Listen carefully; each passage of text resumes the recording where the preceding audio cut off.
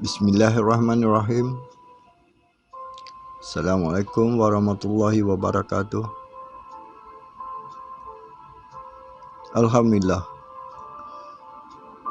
nampaknya Allah telah memberikan kesempatan kepada kita untuk bertemu sekali lagi di sini, di channel Azaman Sulaiman. Selamat datang dan jutaan terima kasih saya ucapkan kepada kawan-kawan kerana sudi singgah di sini. Semoga kita semua sentiasa berada dalam keadaan sihat sejahtera dan berada di bawah rahmat dan pemeliharaan Allah Azza wa Jalla dan dipermudahkan segala urusan kita baik untuk dunia maupun akhirat. Amin. Amin ya Rabbil Alamin. Bagi kawan-kawan yang baru singgah di sini,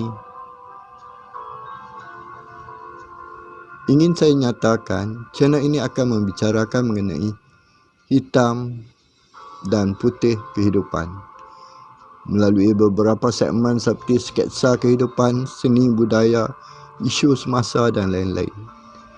Ingat, ilmu mengenai kehidupan ini tidak pernah diajar di mana-mana universiti di dunia ini. Kita hanya dapat menimbanya melalui pengalaman hidup yang kita jalani. Juga pengalaman hidup kawan-kawan yang berkongsi cerita mereka dengan kita. Juga melalui pembacaan, malah channel ini akan memaparkan segmen hitam dan putih kehidupan. Untuk siaran kali ini, oleh kerana kita menghadapi demam pilihan raya, saya akan terus membicarakan mengenainya melalui segmen isu semasa. Dalam pilihan raya dan politik ini mempunyai terlalu banyak sisi hitam. Biarpun tidak dinafikan ada juga sisi putih, tapi terlalu kecil dan diliputi oleh sisi hitamnya. Jadi berhati-hati bila kita berpolitik. Jangan sampai kita terjebak dalam sisi hitam. Sisi hitam pastinya akan menambahkan dosa. Dosa kita pun kita tidak tertanggung. Kita nak tambah dengan dosa berkempen untuk orang politik. Dan bila menang, nasib mereka saja yang berubah. Dan kita menanggung dosa. Dalam siaran kali ini, saya akan membicarakan soal politik yang berjudul PRU 15. Mampukah Datuk Rizal Marekan mempertahankan kerusi keramat UMNO Pulau Pinang? Tanpa melengahkan masa, jom kita ikuti citra politik ini. Jom kita.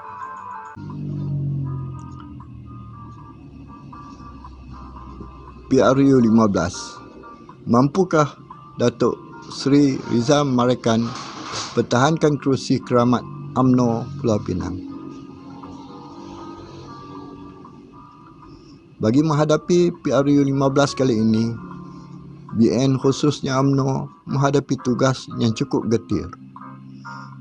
Bagi memastikan BN khususnya UMNO terus relevan di Pulau Pinang, UMNO perlu mempertahankan kerusi Parlimen UMNO Kepala Batas. Buat masa ini, hanya kerusi Parlimen Kepala Batas saja yang BN UMNO Pulau Pinang miliki. Selepas PRU 14 dulu, BN khususnya UMNO memiliki 2 kerusi Parlimen, iaitu Kepala Batas dan Tasik Gelugor. Namun kerusi Parlimen Tasik Gelugor telah dibawa lari oleh penyandangnya Datuk Syabuddin Yahaya kepada Bersatu. Maka tinggallah hanya kerusi Parlimen Kepala Batas tergedik-gedik. Bagi menghadapi pilihan raya ke-15 ini, BN khususnya UMNO perlu bekerja keras bagi mempertahankan kerusi tersebut agar UMNO rasa masih wujud di Pulau Pinang. Kepala Batas seolah-olah kerusi keramat bagi UMNO Pulau Pinang. UMNO telah menamakan penyandangnya Datuk Sri Rizal Marikan untuk mempertahankan kerusi tersebut. Dalam PRU ke-14 yang lalu, Datuk Sri Rizal Marikan hanya menang dengan majoriti 4,736 undi sahaja. Datuk Sri Rizal Marikan memperoleh undi sebanyak 22,459 undi. Manakala Dr. Siti Mastura Muhammad yang mewakili PAS meraih undi sebanyak 12,120 undi. Sementara PKR yang mempertaruhkan seorang doktor juga, Dr. Zaidi Zakaria, memperolehi 17,723 undi. Dalam PRU ke-15 kali ini,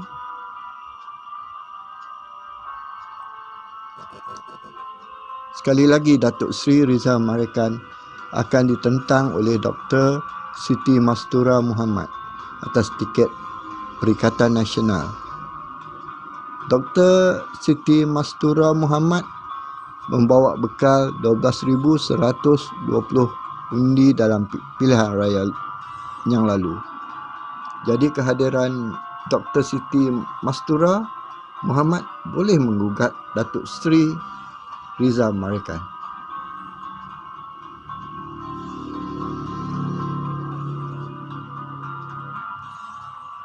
Manakala seorang lagi pencabarnya ialah Dana Abdul Majid, mewakili PH Muda.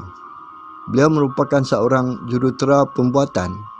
Mampukah beliau menggugat penyandang kerusi ini? Dalam pilihan raya lepas, calon Pakatan Harapan yang diwakili oleh Dr. Zaidi Zakaria memperoleh 17,723 undi. Mampukah Dana Abdul Majid mengekalkan undi tersebut? Ini kerana beliau mewakili Muda yang bertanding atas tiket Pakatan Harapan. Kita semua tahu Muda walaupun cuba bekerjasama dengan Pakatan Harapan, namun penyokong-penyokong PKR di peringkat akar umbi tidak begitu senang dengan Muda. Manakala Parti Pejuang yang mewakili Gerakan Tanah Air GTA menamakan Hamidi Abu Hassan. Saya merasakan calon dari Parti Pejuang yang mewakili GTA ini tidak menimbulkan sebarang masalah kerana parti ini tidak mempunyai akar umbi untuk menggerakkan jentera pilihan raya. Di samping itu, Datuk Rizal Marikan perlu melihat faktor lain, iaitu kesemua adun di kawasan Parlimen Kepala Batas adalah milik parti lawan. Kursi Dun Penaga milik PAS. Kursi Pinang Tunggal milik PKR, di mana penyandangnya Datuk IR Zakiyuddin merupakan timbalan Ketua Menteri Pulau Pinang. Manakala kerusi Dun Bertam dulunya dimenangi oleh Pakatan Harapan, tapi telah dilarikan oleh penyandangnya Khalid Mektab Muhammad Ishak kepada Bersatu. Persoalannya kini, mampukah Datuk Rizal Marikan mempertahankan kerusi keramat UMNO ini, UMNO di Pulau Pinang ini?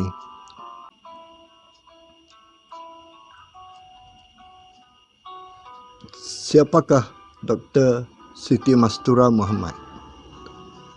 Mengapa saya berpendapat yang beliau mampu menggugat kerusi keramat UMNO ini? Pada mulanya saya memang tak tahu siapa dia, Dr. Siti Mastura Muhammad ini. Saya kagum melihat undi yang diperolehinya dalam pilihan raya lepas. Dr. Siti Mastura memperolehi undi sebanyak 12,120 undi. Kemudian dalam pilihan raya ini, Dr. Siti Mastura sekali lagi datang. Jadi untuk buat video ini, saya kena buat sedikit penyelidikan. Dan baru saya tahu beliau bukan calon-calon orang. Dr. Siti Mastura merupakan Naib Ketua Dewan Muslimat PAS Pulau Pinang. Di samping itu, beliau memegang berbagai jawatan lain dalam PAS pusat maupun negeri. Dr. Siti Mastura Muhammad adalah bekas pensyarah UiTM dan mendapat Doktor Falsafah dari USM. Lebih penting lagi, beliau masih muda dan orang pematang tinggi C kepala batas, iaitu anak tempatan. Sebab itu tak heranlah beliau dapat memperolehi 12,120 undi dalam pilihan raya lepas. Bagaimana kali ini? Sama-sama kita tunggu 19 November ini untuk mengetahui keputusannya.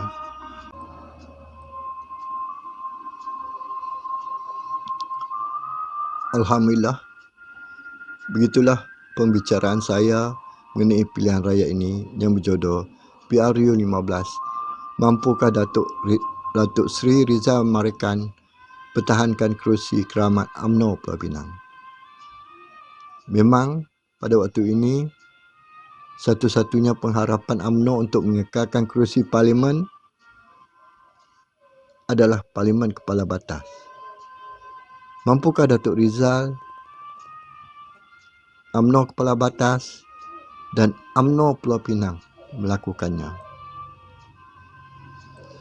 Jadi jangan cakap parlimen Tasik Gelugor yang terpaksa dirampas dari musuh politik bersatu. Memang kerusi itu pada asalnya milik UMNO, tapi ketika itu pun menang hanya majoriti 81 undi. Jangan cakap kerusi parlimen balik pulau. Dah beberapa penggal hilang dari tangan UMNO. Saya akui ia bukan sesuatu yang mustahil, tapi adat katanya memang sukar. Begitu juga kerusi parlimen Pematang Pauh.